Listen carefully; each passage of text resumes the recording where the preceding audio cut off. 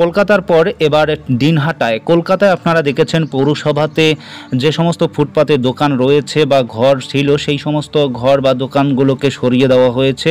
ঠিক একই পথে হাঁটছে দিনহাটা। দিনহাটা পৌরসভাতে যে সমস্ত ফুটপাতে দোকান রয়েছে, ঘর রয়েছে, সেগুলোকে সরানোর জন্য আর্জি জানানো হচ্ছে। আজকে কিন্তু আপনারা এই মুহূর্তে সেই ছবিটা দেখতে পাচ্ছেন। দিনহাটাতে প্রশাসন সেই দোকানদারদের সঙ্গে কথা বলছে এবং তাদেরকে বলছে যে দ্রুত তাদেরকে কালকের মধ্যেই সব কিছু খালি করে দিতে হবে। ফুটপাতগুলোকে পুনরুদ্ধার করবে পৌরসভা। কেননা মাননীয় মুখ্যমন্ত্রী মমতা বন্দ্যোপাধ্যায় যে নির্দেশ দিয়েছেন সেই নির্দেশ অনুযায়ী ইতিমধ্যে কলকাতার পুরসভা খালি করা হয়েছে। কলকাতার পুরসভায় যে সমস্ত ফুটপাথের দোকানদার বা ঘর টর ইত্যাদি ছিল সব কিছুই কিন্তু তারা চেষ্টা করছে খালি করার। ঠিক একই পথে হাঁটছে দিনহাটা। দিনহাটা পৌরসভাতেও কিন্তু সেই প্রতিচ্ছবি আমরা দেখছি।